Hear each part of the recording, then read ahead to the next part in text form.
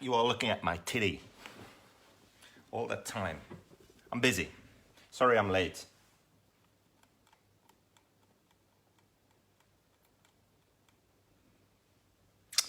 Okay, what's the number? What is the number? I'm wearing a hoodie, see? Time to get out of this country. Getting cold.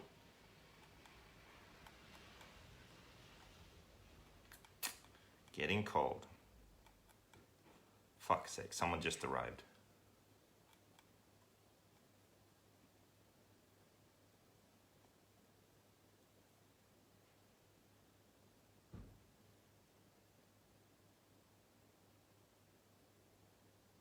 $101.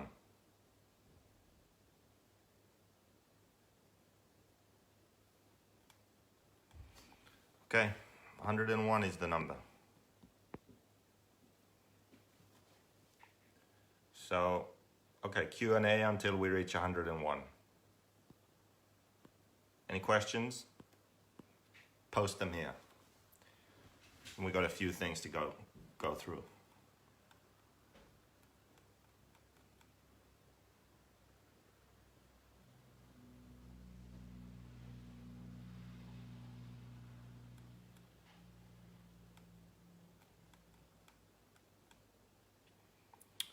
$65.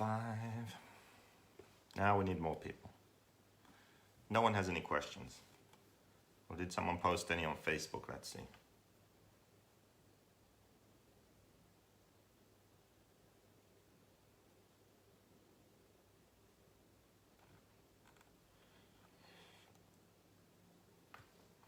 I have a Kawasaki 250, 4-stroke.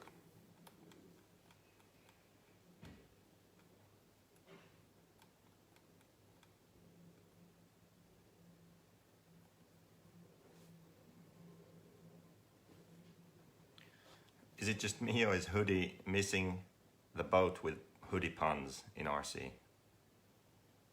I don't know, the hoodies don't seem like very humorous.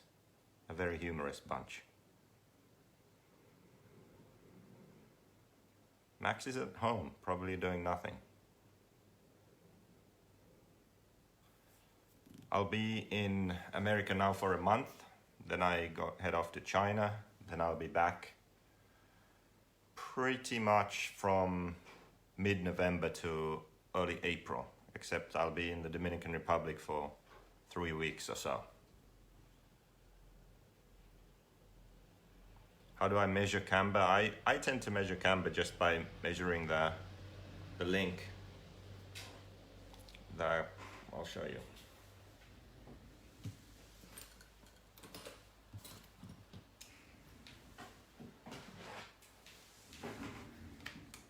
I tend to measure camber just by measuring this distance here.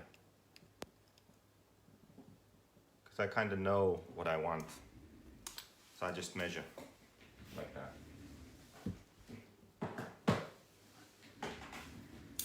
Sometimes I measure with a camber gauge, but not always. And then for the front toe,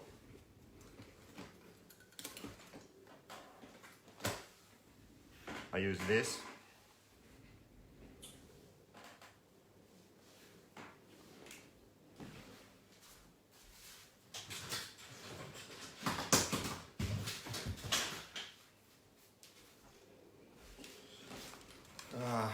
Found some old trash car here. So what I do is I would place the car on a table and I would measure this distance in the front and then at the back of the wheels. So the distance there and from there to there, and see what the difference is. And normally that difference is about 4 to 5 millimeters. And the brakes, I set my brakes pretty much 50-50.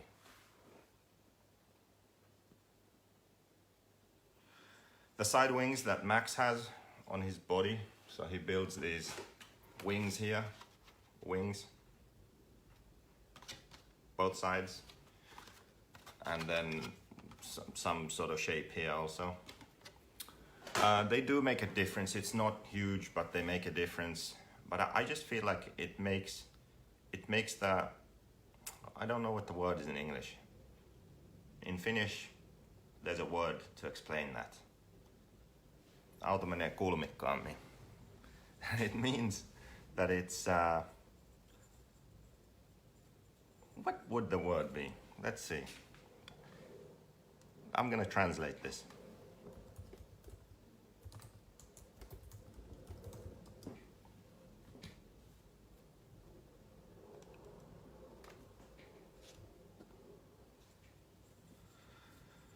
Angular.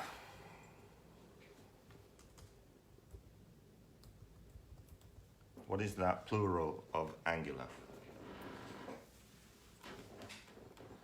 Doesn't really work in English, does it? But just like, it's not as smooth, it's not as flowing, it's more jagged, sharp. Like either you go straight or you don't go straight. There's like a difference. You can feel a difference. Like now I'm driving straight. Oh, now I'm turning or sliding. Like it's not seamless.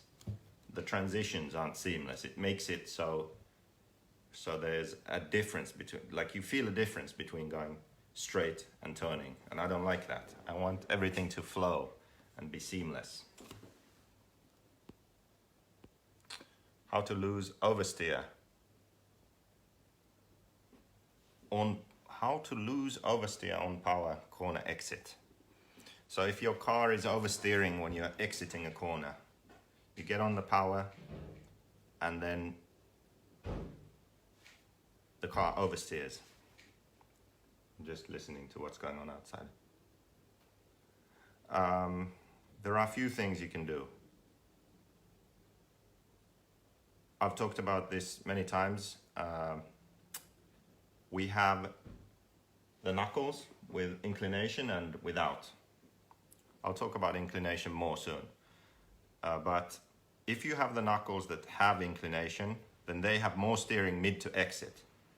So your car may oversteer, exiting corners.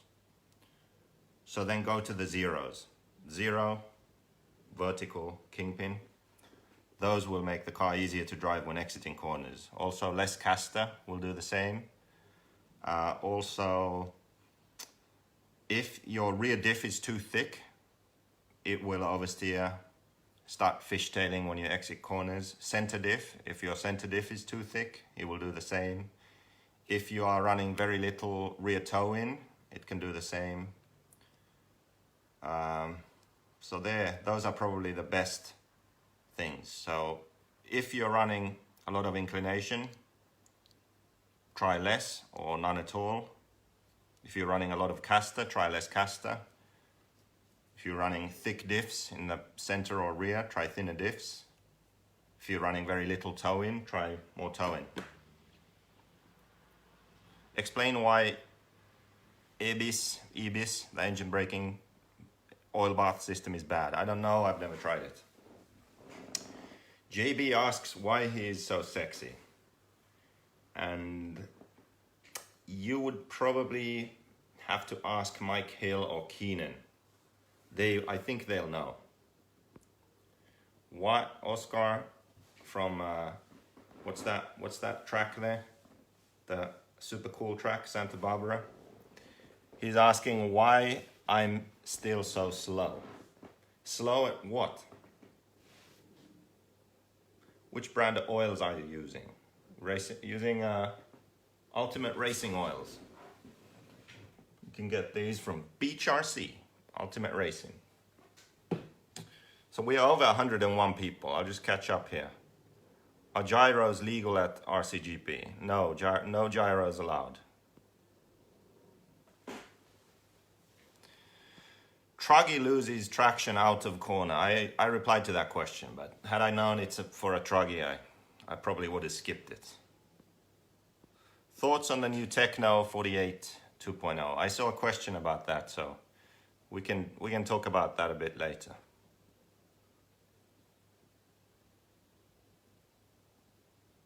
Is there a step-by-step algorithm of setup? I've talked about this multiple times. There's no one way to do it. But okay, I'll give you a super quick answer.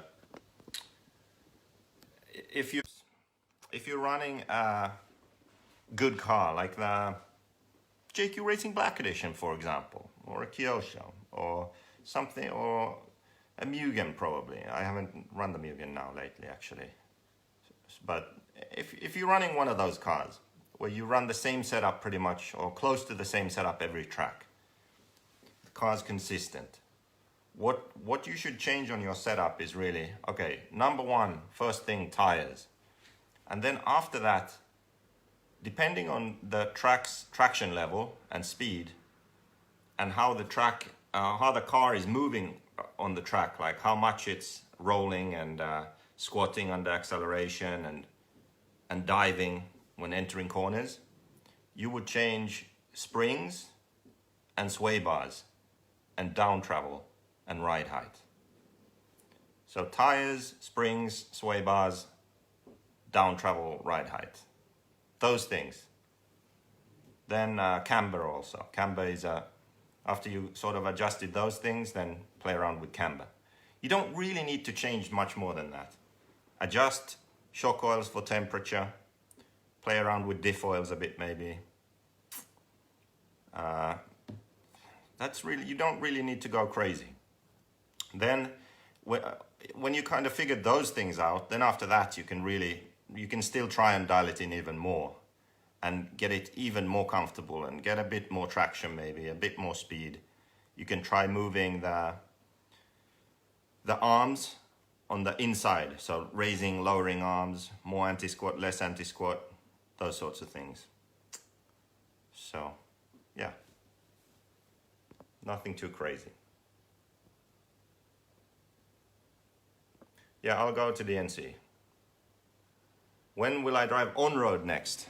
Actually, that would be fun, but for me to drive on-road, I would need to just go to the race with my radio, and that's it.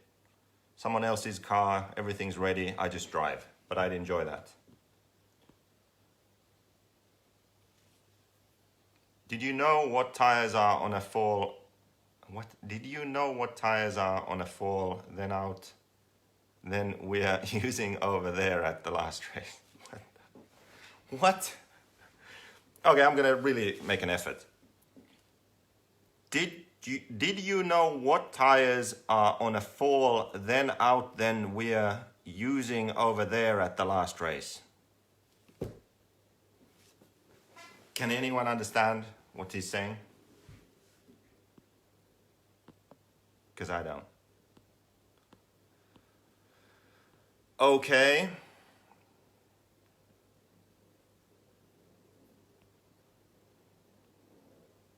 Okay, we'll talk about edgy. No, I don't know. Edgy, I was talking about the whole body wing thing, someone said edgy. I think edgy, when we talk about edgy in RC, it's more about sort of catching bumps and wanting to flip over and those sorts of things. So, I don't know. Okay, we have many questions here, but I want to start. Shock caps, they're available. JQB 341A. Those are the shock caps with the bleeder hole, the vented shock caps with the screw. Droop we can talk about some other time. I'm not going to the 40 plus Euros because I'm not 40 plus. And Shane, I'm going to DNC. So more people. Everyone is asking me about the techno. Seriously, like probably 5 people already on here and on Facebook. And Jesus Christ, I'm gonna have to go read the release information here. Gyros are for pussies. Yeah, man. Agama fans in here. What's the drink of choice today? Actually, I don't have a drink here. Maybe I should get one.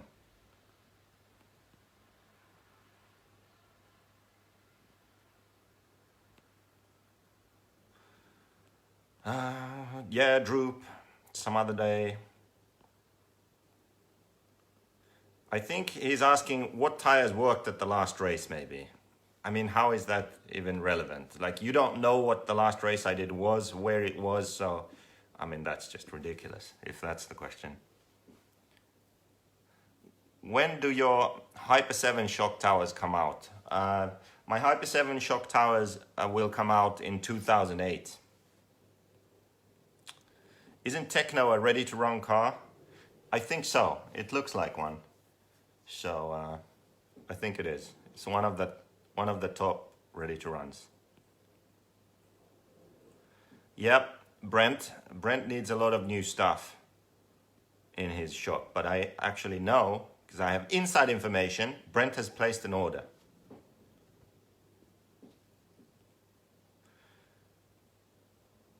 Okay, I finally caught up. Alex, I'm going to talk about that kingpin angle here in a moment. I'm going to talk a bit about scrub radius and I'm going to include that there. Yeah, I've been kind of lazy about it, but the Facebook Lives that I have here, I upload them to YouTube also. So most of them are there, but now after I started doing it again, I haven't uploaded them, so I need to get on that. Maybe I'll try doing that tomorrow. I'm gonna make a note here. I'm gonna make a note, upload Facebook Lives to YouTube.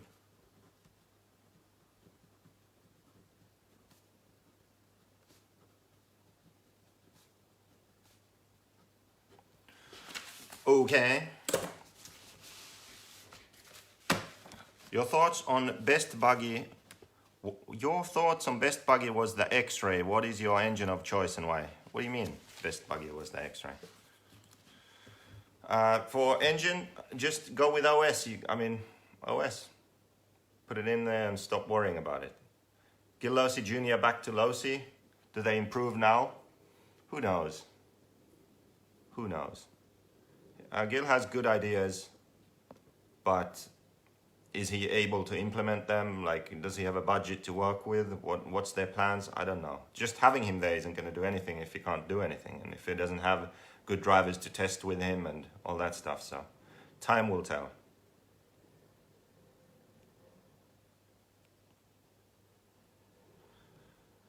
How will you help Keenan K. White with his Beeb? What's that? 1/10 world's predictions. We talk about that on the podcast. Go listen to the podcast. Really don't care enough to waste my time talking about that here. Do JQ offer military discounts like Techno? No, we don't offer military discounts. Which military? Like the whole world's military, like everyone? No. Front wing like 10 scale on 8 scale. Is it worth it? No, I really doubt it. Beeb is Black Edition e-buggy. I don't know. Keenan was saying he has to run e-buggy now only. I don't know. I don't want to get involved. What? Okay, this is his real question. Okay, Oscar has posted his real question. This is the last question we're going to cover. His question was actually, you know that rambling sentence that I read? This would have been impossible to guess. I don't understand how he wrote that question, but here it is. Okay, my question was, did you know what tires David Ronnefalk were using at that race? Okay, you're really close now, Oscar. You are really close. Now, the only thing that I need to know now is what race, okay? So I know what you want to know now, but now I don't know what race you're talking about. So just one more time, and then I think I can answer the question. So I guess we have to answer some more questions. Jesus Christ, never ending. Since you have left Reds, which engine are you going to have in JQ ready-to-run models? The same as always, Alpha. Pay attention, people. The ready-to-run engines are Alpha. Had nothing to do with Reds. Please explain use and benefit of droop. Jesus Christ. Everyone wants to know about droop today. What the hell? I already made up my mind. We're not talking about droop. If you want to know about droop, go in Google and type THEQuagraine droop. You're going to find loads of information about droop. And then we can talk about droop maybe next week if you want. Keenan, Asti, for fuck's sake. Okay, so Asti race. He used hot race tires, hot race Amazonia, whatever new test compound. Just tell him whole shots, yeah. But are you going to Asti? Like, that's one thing. Like, people ask about what tires someone used on the other side of the planet for some race, just so they can judge what they're gonna use at the next club race. It's irrelevant. Find out what people are using at the track you're going to. If my car is super lazy and has a ton of chassis roll, what should I do to fix that?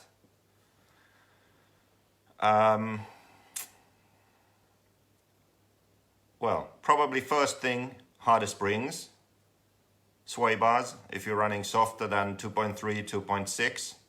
If you're running softer than that, go to 2.3, 2.6. That should basically cure it. RCGP in the... Oh my God. Oscar, I hope you're drunk. I hope you are drunk. RCGP Indonesia has not been held yet, like ever. We've never had an RCGP Indonesia. So there's that.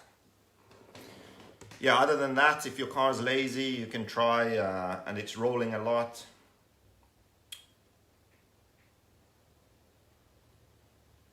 I said springs, sway bars, that's really the best thing. That's gonna cure it, let's face it.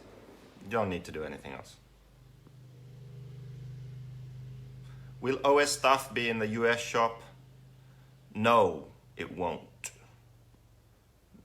I don't have a US shop. But it will be, and it is, I believe, on BeachRC. BeachRC, you can get, and I don't know if, I think JQ Racing USA is JQ only, but yeah, from BeachRC you can get ultimate engines which are made by OS. You can get OS also. So yeah, there's that.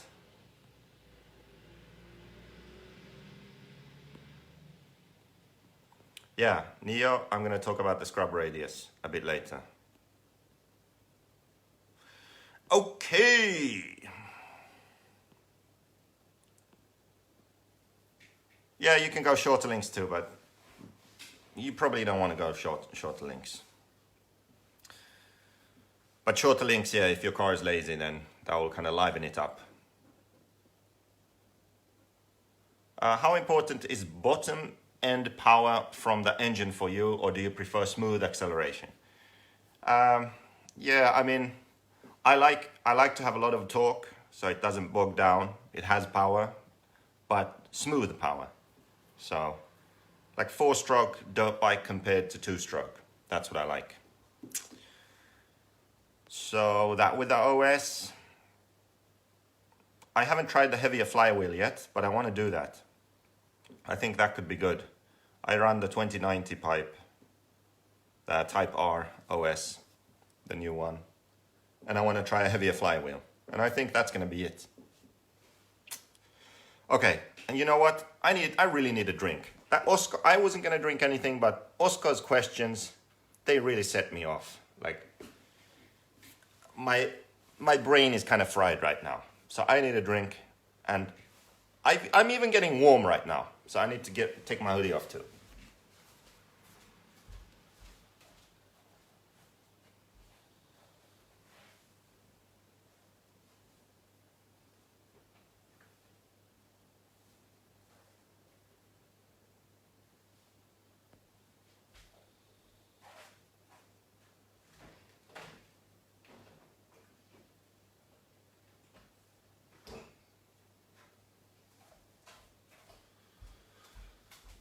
Okay, luckily I had one of these. Okay, so what were we supposed to do? What do we start with? Should we talk about how to be a champion first? Get that out of the way. I almost feel like doing that first.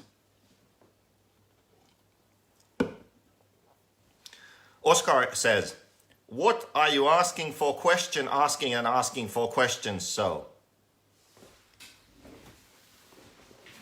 Oh my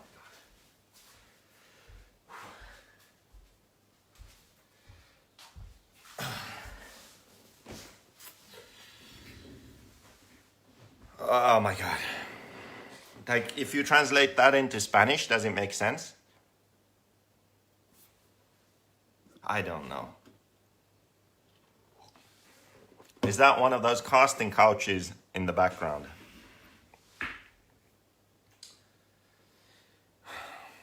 You decide. Okay, so Keenan didn't understand this either. He said, oh, you already talked about how to be a champion, not a fanboy. Yeah, but it's a series. There's so many different things that you need to do to be a champion and not a fanboy. So if I remember correctly, we covered don't be another Testman, be the first of whoever you are, you know? Be better than him, like kick his ass. Don't just, you know, be a fanboy follower and just blindly do everything that someone else does. You know, learn for yourself. Like, figure things out for yourself and be the best you can be. That was kind of part one. So learn setups, run your own setup, don't just copy other people's setups, okay? Sí, says Oscar Galavis. So it makes sense in Spanish. Yo no habla español. I'm sorry.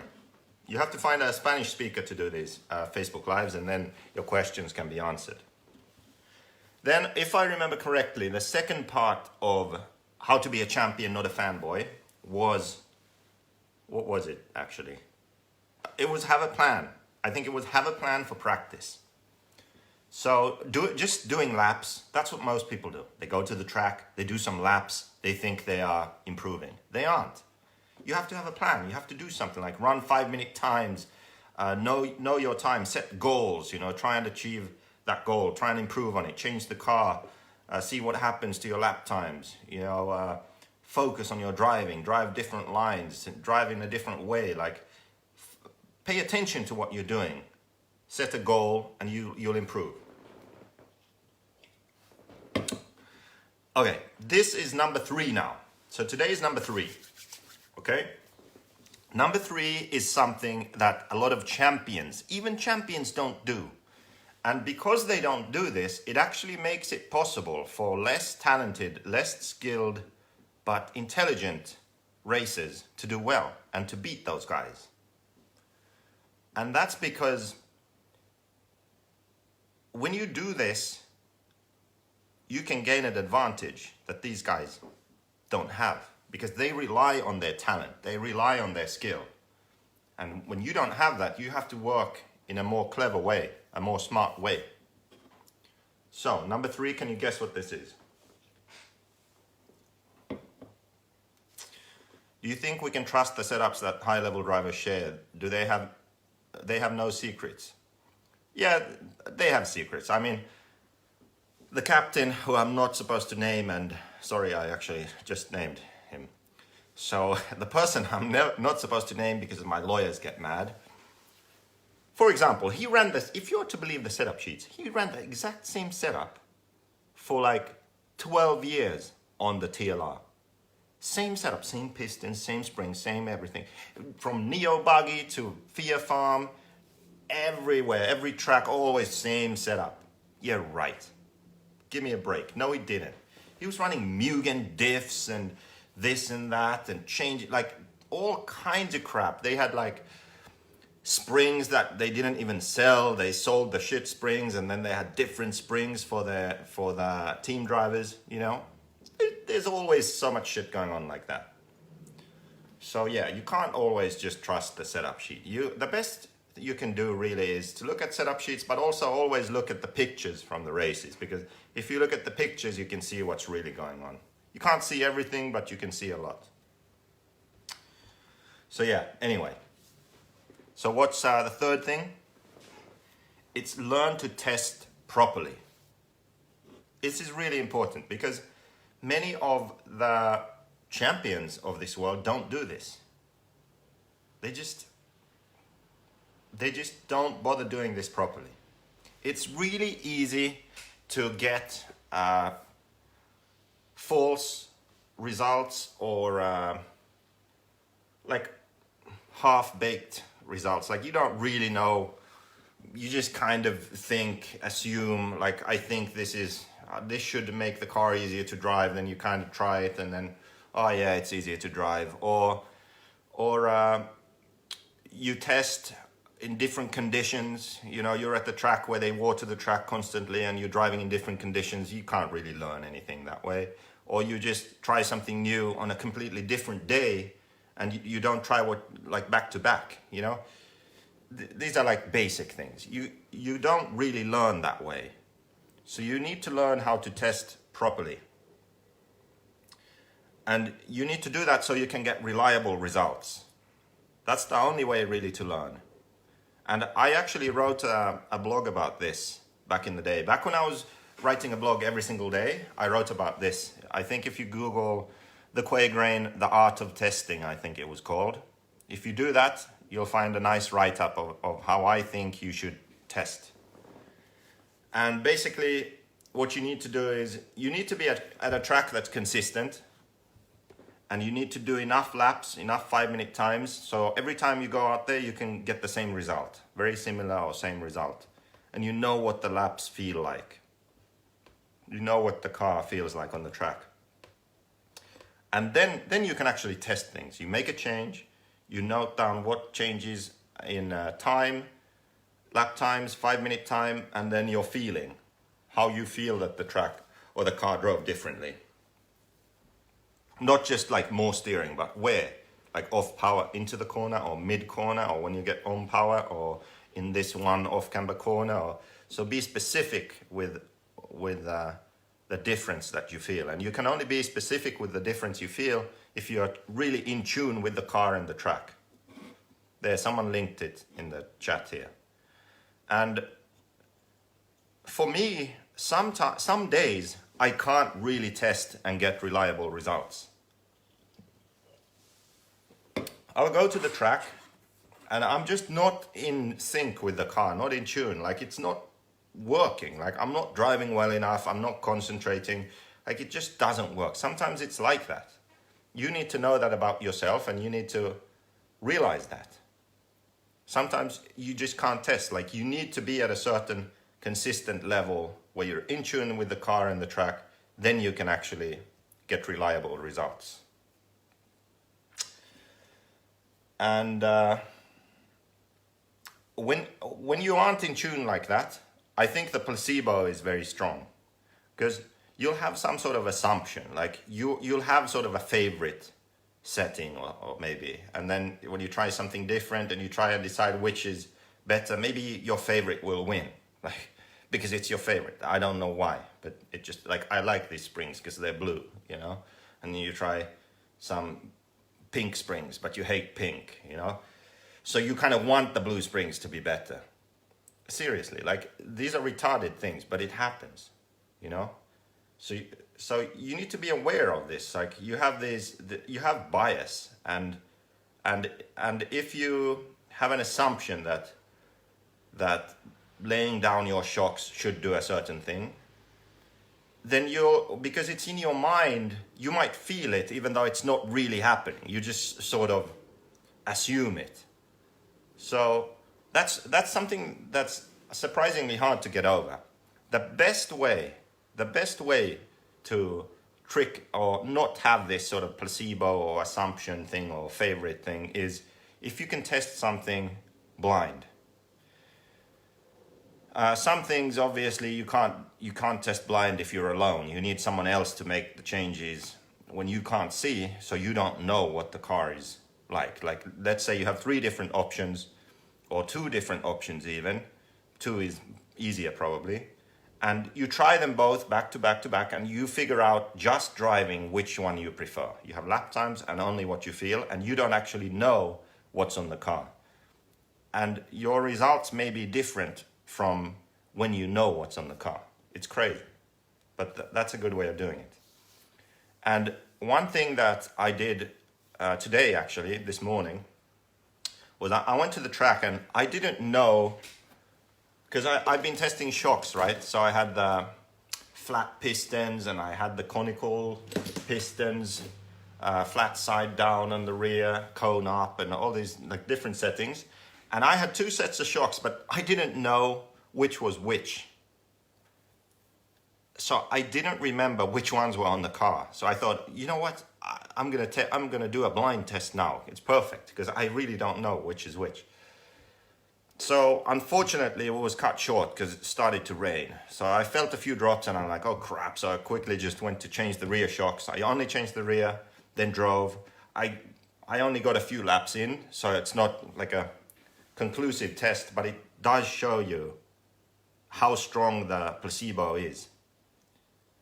Because, yeah, it's not a big difference with the shocks, but I was I have this feeling like, I had this feeling like I have these shocks on, and so I'm putting these others on. And because of that, that's how I decided, like, yeah, these, I was right, you know, this is the way it is. Like, now the shocks I put on are now the flat ones.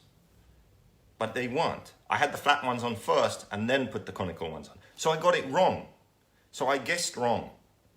But I didn't do it, you know, enough and back to back to really truly know my opinion. But like my first initial feeling was wrong. So that's why I think it's really important to also do blind tests when you can. Because it will really help you to get an honest opinion of what's going on, where you kind of eliminate the bias you have, or the assumptions you have. So go and read that blog post I did, because I think it's pretty good actually. And if you follow that advice, and if you have a system of testing and improving your setup and your driving, and you practice with a purpose and you set goals, then you will improve. And remember, some of the champions out there, they don't do this because they were just talented, skilled, and they started winning. And they haven't really focused on practicing and improving on their skills. And even more of them haven't focused on really testing properly. They are assuming and doing stuff that other people are doing. They aren't truly learning and perfecting their own setup for themselves. And if you, on the other hand, perfect the setup for yourself and learn to understand what works best for you and what works best in this condition and that condition and this track and that track, you can have an advantage over them. So maybe you don't have the talent, but maybe you can make your car better than theirs. So yeah. That's part 3.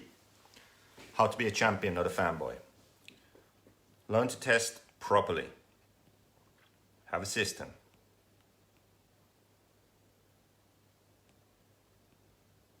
Okay.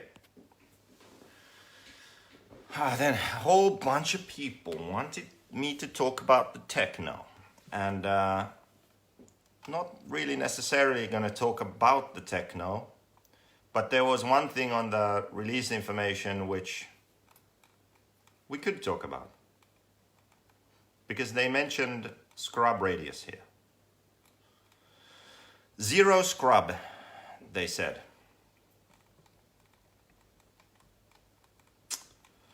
So let's talk about the scrub radius.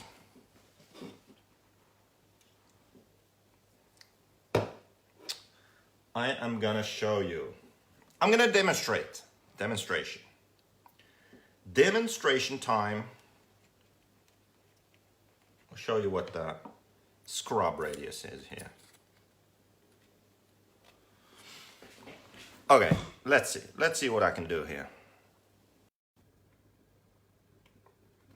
Let's go over here. This will be easier.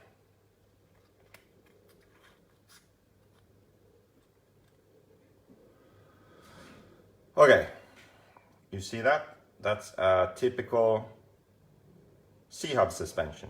So I put the drill bit through the kingpin, and that's the axis around which the steering knuckle turns.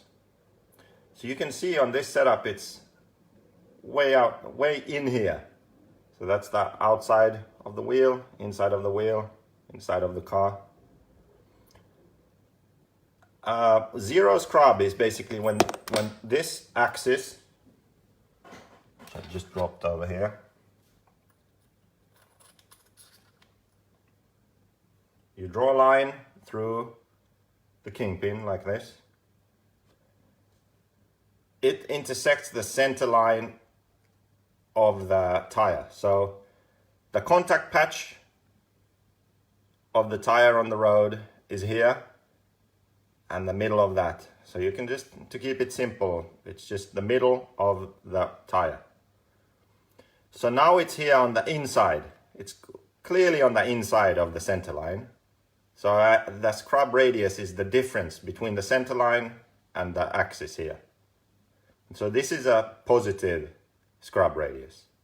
Then if this axis was on the outside of the center line, then it would be a negative scrub radius.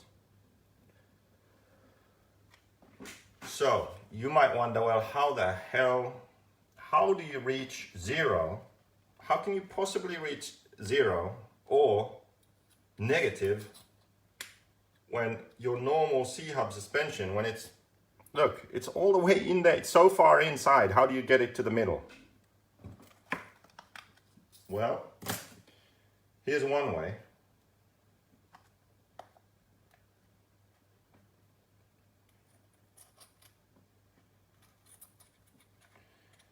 Here is one way you can do it. So you see this? Here we have inclined knuckle. We have kingpin inclination. Jesus, I really shouldn't look at the screen when I'm doing it. It's going like in the wrong direction. I just need to look at what I'm doing here. So you see with the inclined kingpin, it's heading towards the center line, the center of the contact patch there. Do you see that? So when you incline the kingpin, the scrub radius will reduce. And if you incline it enough, and if you use a narrow hex, you shorten the knuckle, you can design it so the kingpin intersects the center line.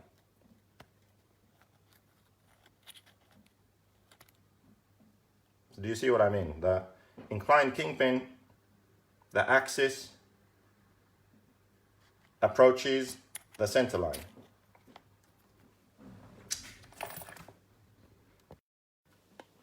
Did you get that? That's what they have on pillow ball cars, for example. But on some pillow ball cars, what they do also is it's not just, you know, a small positive scrub radius or zero scrub radius. It's actually a negative one. So okay, let's go back to the other view and I'll show you something. And then after you kind of understand what we're talking about, then I'll explain what this does. So on the pillow ball cars, on some pillow ball cars, they actually do it so this angle is so big that it goes like this. The axis is on the outside of the center line. So you have a negative scrub radius. And this is why this stuff matters. Because when the front wheels turn, they turn around the axis, the kingpin axis, okay? If it was vertical and in the middle of the tire, then it's very easy to turn the wheel. You can just twist the wheel and the the contact patch is on the ground and you're just twisting it around. If the axis is on the inside like this, like it is on the C-hub cars, then it takes more force to turn the wheel, because you aren't twisting it around the contact patch.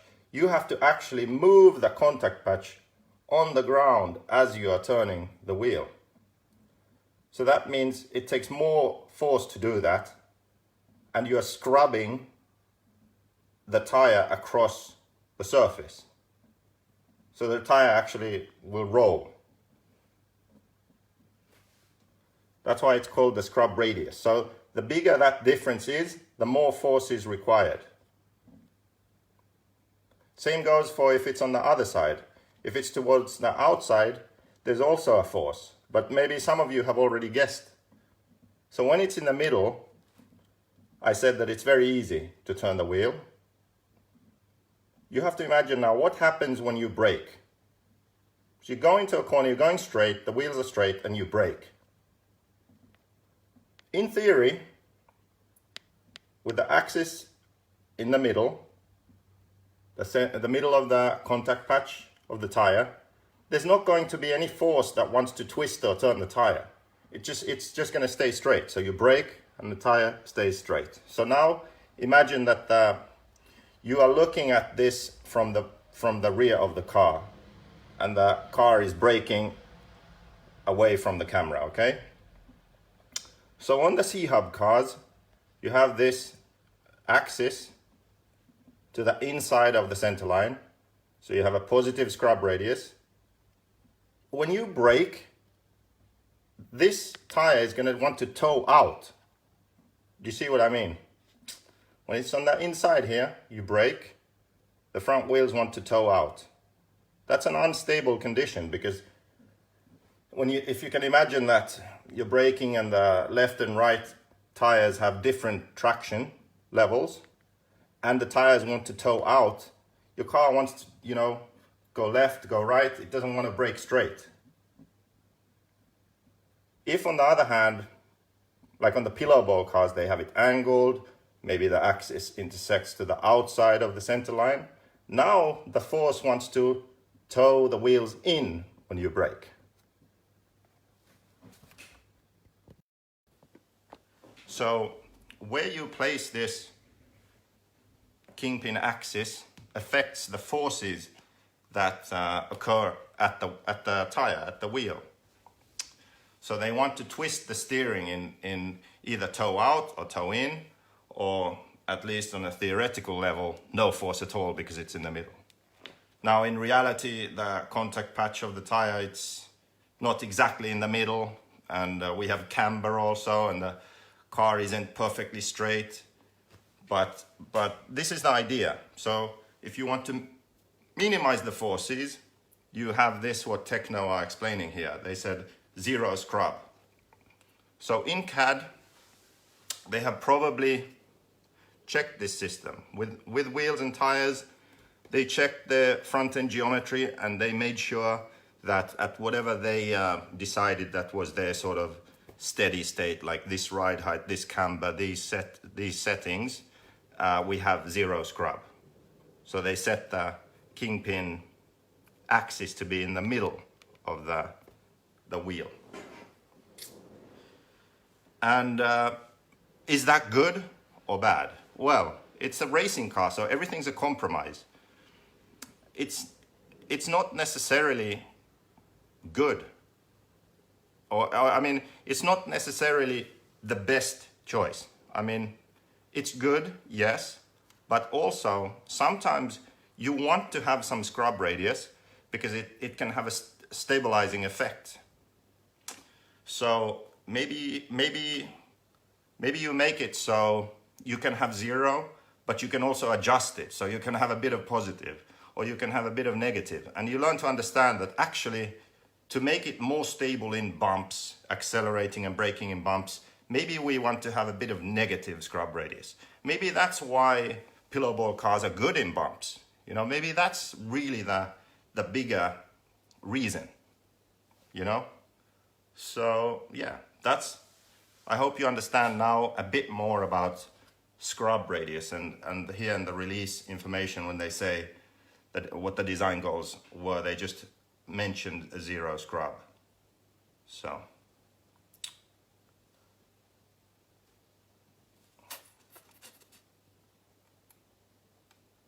they say here that on the track this translates to smoother cornering and direction changes with exceptional mid-corner bump handling. And why would they say that? That's because when you're in that corner and you hit a bump, like I was saying before, if that kingpin axis is in the middle of the tire, the forces that want to turn the tire, you hit a bump, those forces will be smaller.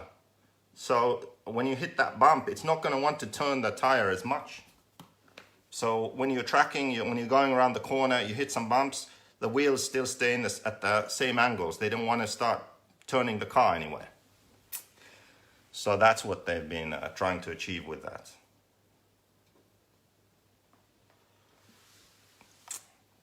I need a beer now, says Neil. Yeah, it's kind of hard to explain because I've never tried to explain it before. But there you go. There you go. So it's the scrub radius thing. It's all about minimizing the forces on the front tires and then figuring out what directions you want the forces to act in.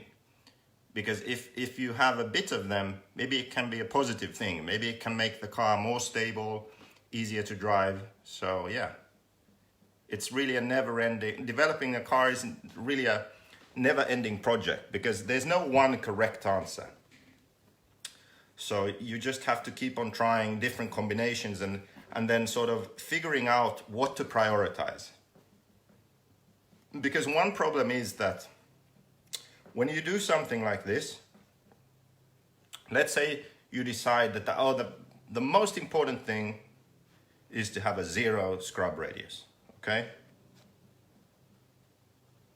It immediately means that you have to compromise some other things. Let's say you say, okay, I want a 0 scrub radius and I want 0 kingpin inclination. I think that's going to be the best way of doing it. And I also want C-hub. So I want the C-hub, I want 0 inclination, and I want a 0 scrub radius. Okay, well then you're going to have to compromise some things because you can't fit everything within that geometry. Like if you have a 0 inclination, okay, then that means if we look at this again,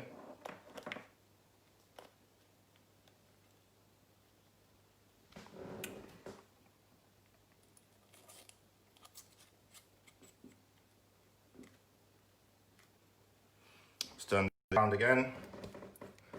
So let's see, this is like your normal C-hub right now. The axis is there to the inside. You want that in the middle now, but you say you don't want any inclination, okay. Well, then, as you can see, you need to make this really short. You need to make the knuckle really short to get it in the middle there. Okay, then you have to remember when the wheels turn, you want that draft to that joint of the drive shaft. That joint, you want that to intersect the axis also. You want it to intersect the axis because if you don't, then when you turn the wheels, the joint is going to move like this. You don't want the joint moving, you know, oh, if it starts moving, it's just gonna affect the forces of the drive shaft and oh my God, then you need clearance on the C-hub because of that, and then it's gonna move in and out of the out drive, you're gonna have dog bone plunge, and it's like, no, you just don't want that joint to move. So that needs to be there in the axis. Okay, well, where the hell are you gonna put the bearings? Like, how's that gonna work? You have a hex there, you can't just have one bearing, you know, you need 2 bearings there. Well, what are you gonna do then? And you run into these sort of packaging issues. You can't fit everything where you want. And actually I saw this and I was like, oh my God, really? Because this is something that I've been speaking about with one of my friends here in Finland about how how they do it in rally cars.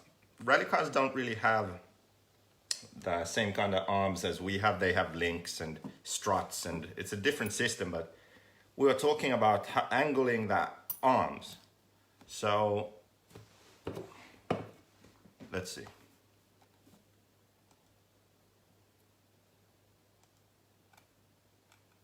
Let's see if I can show you this.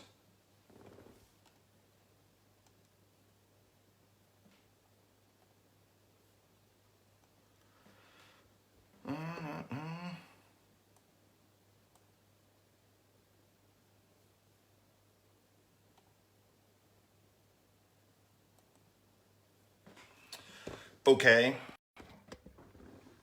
so you see here how the inside of the arm is right there, that's the kick up, but then the outside of the arm is angled more.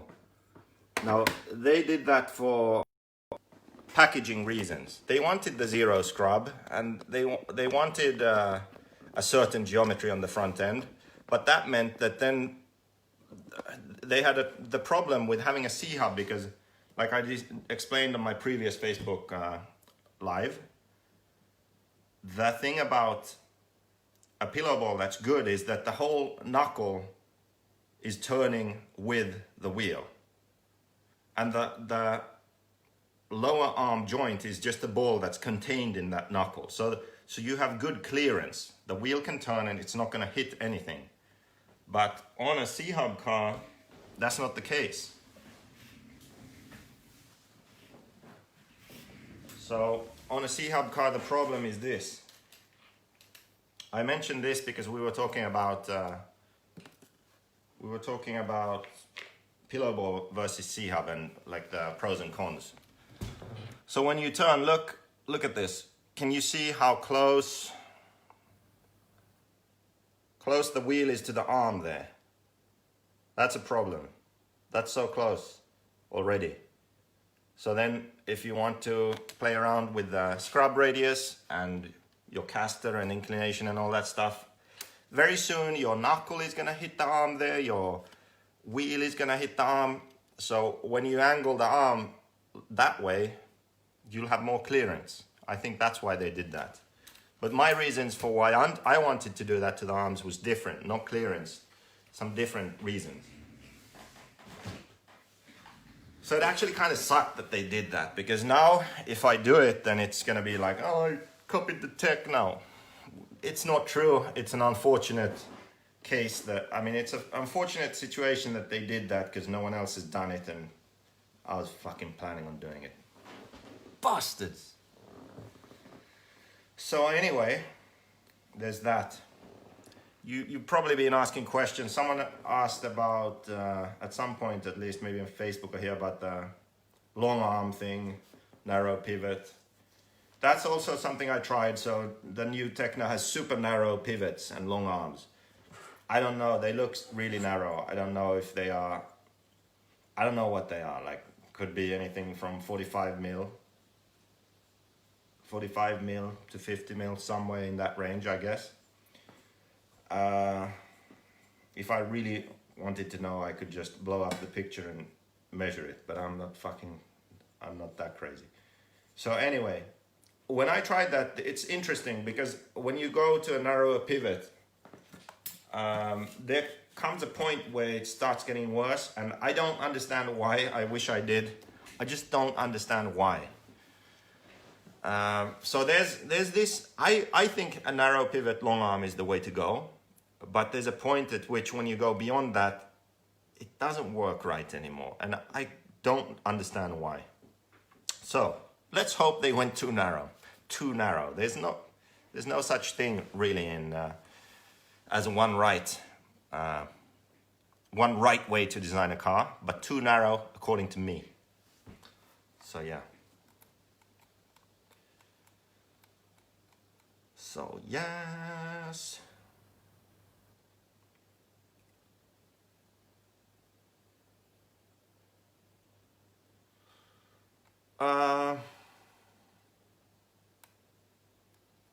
What else? I don't know. I would have to read all of that too. see something else interesting. That was really the main interesting thing there. Okay, doesn't a wider pivot and shorter arm reduce track width upon suspension travel? Yeah, well, you'll have scrub also. So when you have shorter arms, what happens is that as the suspension moves up and down, the wheels will want to move in more. So as they move up, they move in. The circle that they are going around is smaller. So I'm sure you can figure it out. Maybe draw two circles, a small one and a big one. Imagine going around the curve. One is going to move in more than the other. Bigger circle, longer arms, less sideways movement. So more scrub sideways when the suspension moves, stiffer, harder, not as plush really, because it's trying to pull the tires inwards on the ground. Yeah.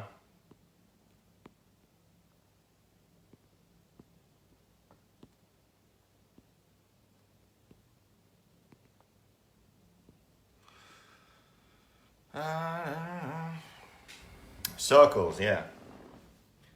Circles. Gary has different circles on his mind. Was there something else we were supposed to talk about? We talked a bit about scrub radius. See these, okay, so these are the things that I really enjoy. I like designing and developing the cars and understanding what's going on. I'm at a certain level where I can make a setup for a car with having never driven it. Okay? I'm at that level, but I'm so far from where I really want to be. Like, and the reason is that my company has never been at a point where I can hire enough staff so they can do all the fucking boring shit that I don't want to do, so I can just nerd out and design and develop and be like the Kanai for JQ. Like, that's just never happened. I have to do so much other stuff that I can't focus on what I really want to focus on, you know, which is just designing, developing, learning this stuff and making better cars.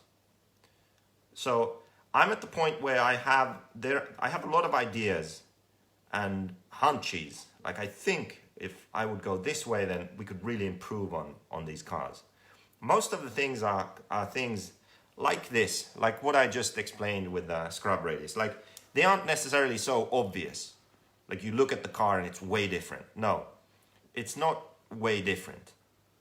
It's close to the same, but on a theoretical level, when you figure out all of this geometry, so all these magical lines, they intersect in these places, and when the car is on the track and your wheels are turned and it's rolling over, and then they intersect in those places, and you have this ridiculous mind map 3D sketched car with lines going everywhere, and it's just working within this like theoretical framework that you built up. Like, this car, like, wow, now this is what I want to make.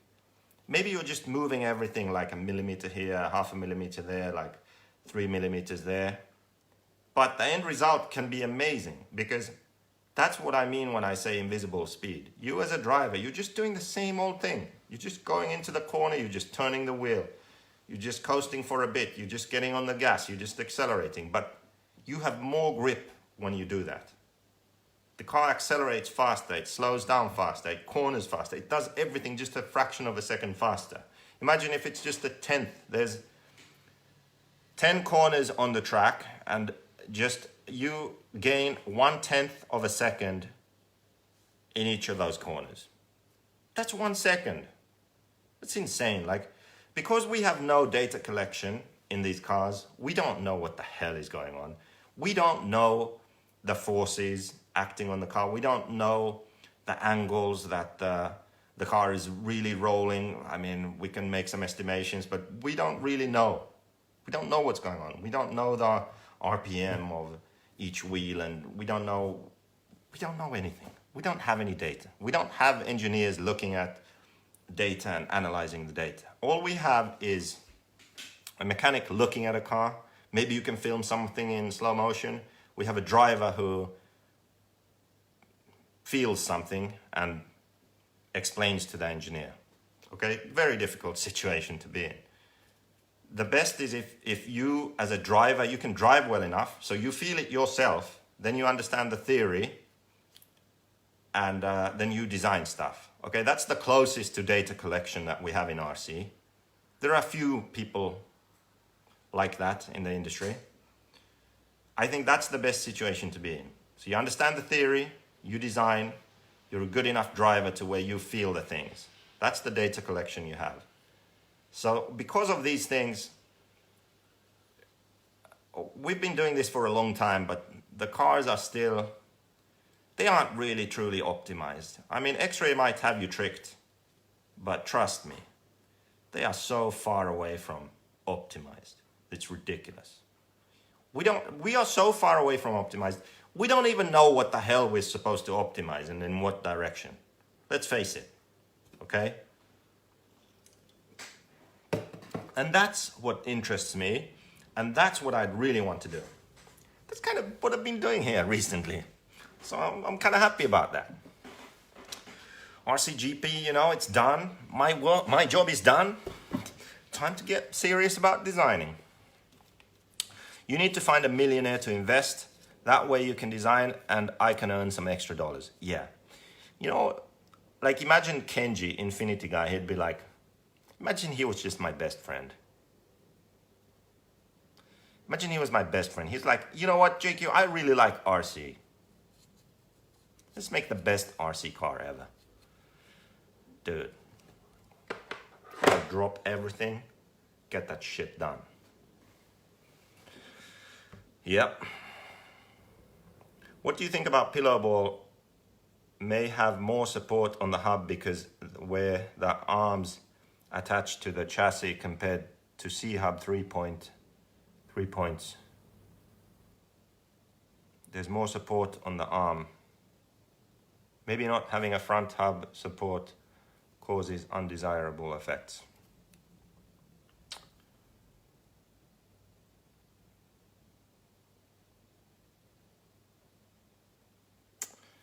I don't understand exactly what you mean. So, okay, so the pillow ball cars have upper arms. I still have one here.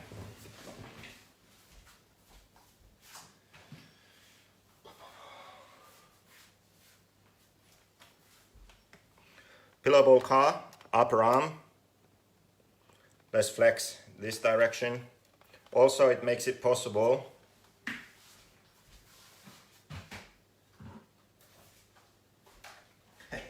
actually I have this one too. My world's car, upper arms, Hobao upper arms, less flex. What it also makes it possible to do is you can change the angle of the upper arm independently of the lower arm. And that's gonna change some crazy sheesh also. Because you can make it so you have an anti-dive, like the front doesn't want to dive as much. The front suspension doesn't want to move as much when you brake into a corner, for example. So you can do stuff like that. So all kinds of freaky things you can do with upper arms. Upper arms could be a good thing, you know?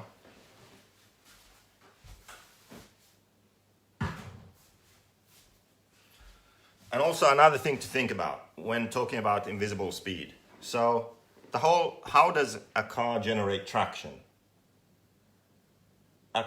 How do these tires have traction? How do tires have traction? They have traction when they get pushed into the ground.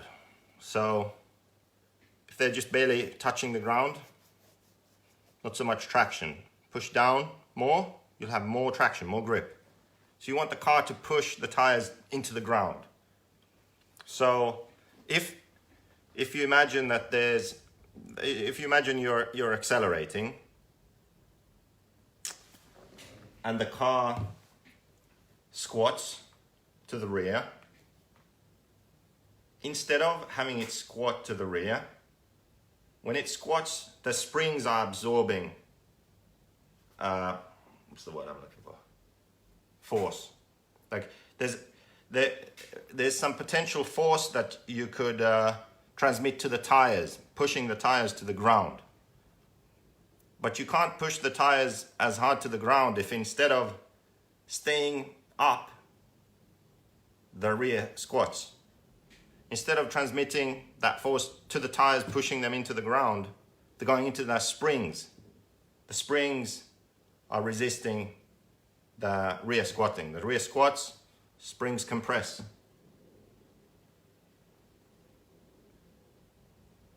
That's good for handling, and I've talked about that, and I also I'm writing about that in the guide I'm doing. But instead of that, imagine you can design the car in a way where when you accelerate, it pushes the tires harder into the ground. So you have more grip. That's sort of the goal. So instead of the force going towards something else, it goes towards pushing tires into the ground. That's what you're trying to do. Instead of when you're cornering, the car wants to rise up, or maybe bicycle, go up on two wheels. What if it stays to the ground, stays flat, has all four tires on the ground, all four tires with as much force pushing down on them as possible in that corner. That's going to be more grip, more corner speed. And for the pillow ball C-hub thing, I just prefer C-hub because it's so much more adjustable. Like I explained, you can get a very similar handling characteristics with a C-hub. So like you can make a C-hub handle like a pillow ball. You can make it very similar. But you can't change how a pillow ball is, really. You can't. Because you can't adjust the upper link, the upper arm, well actually the lower arm also. You can't adjust them independently from your kingpin axis. They are tied together. You can't change that. And that's why, in my opinion, the pillow ball is quite limited. So C-hub you can do all kinds of different things with. And you can adjust the axis completely independently from the upper arm, lower arm. And yeah, it's just a lot better, I think. Can we optimize Keaton's diff building skills? You know, I've pretty much given up on Keaton. He's getting back to his old shit fountain ways.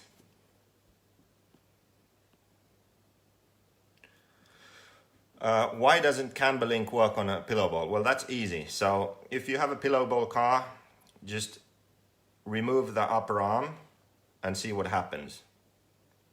So on a C-hub car, if you remove the upper arm, the C-hub is still going to stay there, right? If you remove the upper arm on a pillow ball, it's going to flop over because they're just balls. You need something to support it. Dio facke travail, says Mao.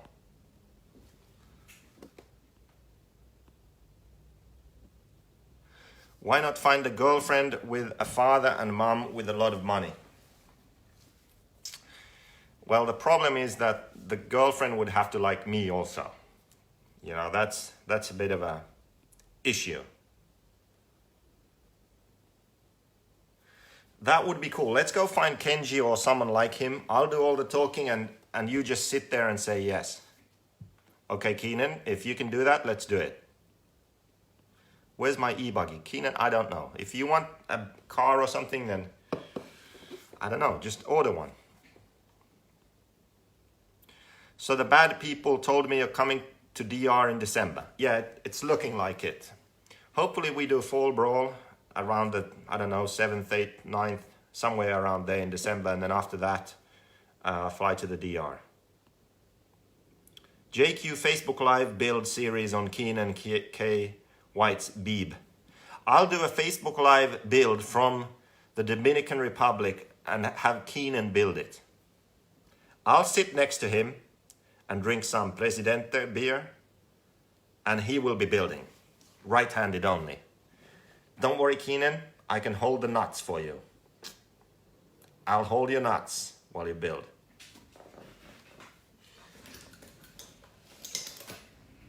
Not those nuts. You know, he's one-handed.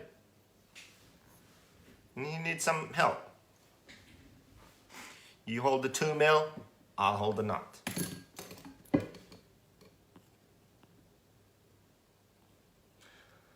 Put dash pots on the shocks and G sensors, angle sensors on the chassis, data log it. It's not that difficult to measure. Yeah, but you know, who the fuck has time to do that? The time and the money to do that? Seriously. That's what I'd like to do. I have a friend who actually works for a rally team, and he's done that. He has, he's put all kinds of sensors and data collection on a 10 scale buggy. It's pretty cool. But the thing is, yeah, you can do that. But if you want to do that and get valuable results, anything sort of sensible, you have to invest a lot of time and effort to do it. I don't have that kind of time, so I can't do it. But that would be a lot of fun to do. Maybe one day when I can be just the Kanai of JQ Racing. When I'm like JQ-san, and I only go to the track and test stuff and design stuff and think about that stuff, yeah, then I'll look into that.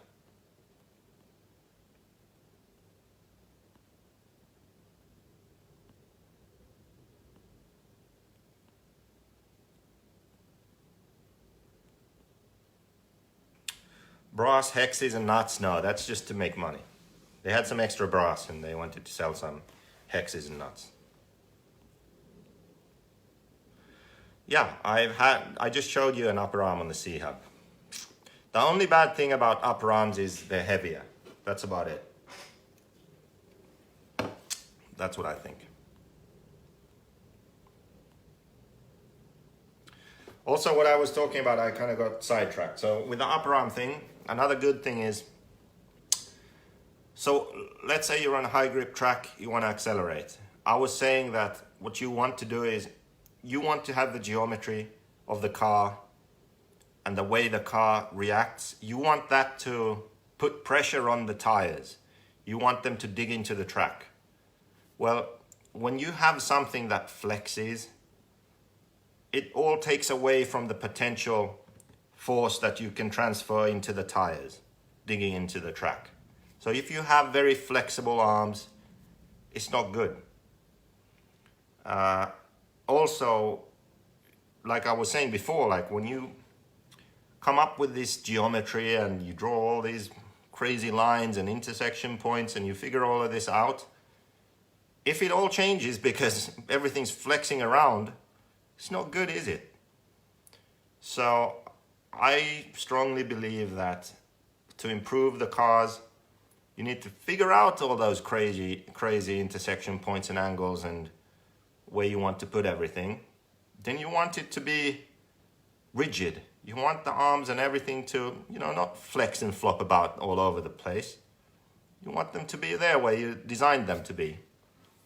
That's going to make a really fast car. Yeah. That's what you're going to see in the future, I'm pretty sure.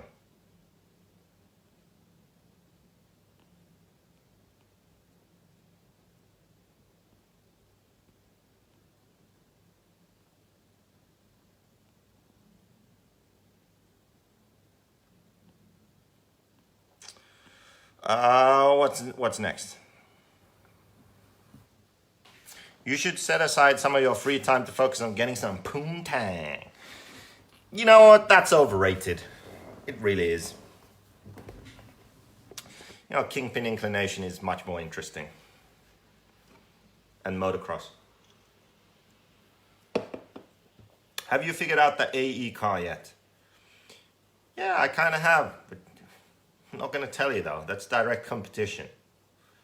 Yeah, like I said, the AE feels like the front end and the rear end are from two different cars. You get it good on one track, you go to the next and it's all messed up again. You have to figure it out again.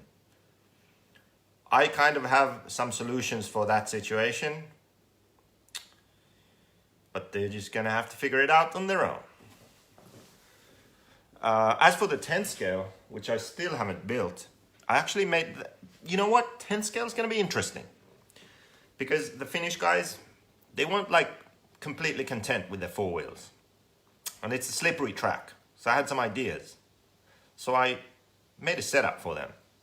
So I never even drove, this is gonna be interesting, I never even drove the B74 4-wheel drive. I never drove it. I put it in my laptop, I measured everything, put it in my laptop, figured out a setup, I gave it to the Finnish guys. So Joona Haatanen ran it. He said it was better than what he'd been running. It was more precise and consistent, like it was more logical, like it went where he wanted it to, like he was comfortable driving it on a loose track.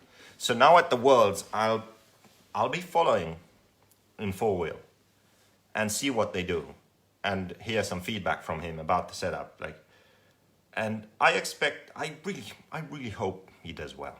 That would be so cool. Imagine in 4-wheel drive he does well and he's running a setup I did without even finishing building the car. That would be cool. And it's different to what they run. Like the arm positions different, link positions different, way different. So that's gonna be fun. That's gonna be interesting.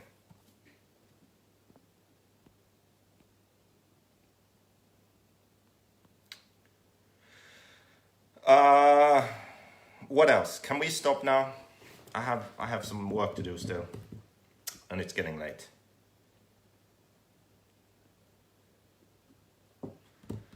You can be like the setup gurus for the pros, like that trainer for MX guy. Yeah, like Alden Baker for motocross guys. That's, yeah, I've been thinking about that. It would be really cool. I'm looking forward to the time when I have a true top tier guy racing JQ and I can work with them on setup, because I think that I could benefit someone like that. I mean, I've done sort of what I've sort of dabbled in it, even with like competitors' cars, like, oh, maybe you should try this and do that. And I've seen some success, like even when I don't even drive the damn thing, you know, I just say like, oh, you know, all you guys are running this, maybe you should try that. And they try it and it's better and that. And that would be really interesting, I think. It would be fun, because then it wouldn't just be like, okay, what can I do with the car? It's what can this champion do with the car? And can I change something to where he's even better? That would be fun. Yeah, that would be cool. Yeah, man. You sound like you're ready for e-buggy. That indeed I am. E-buggy.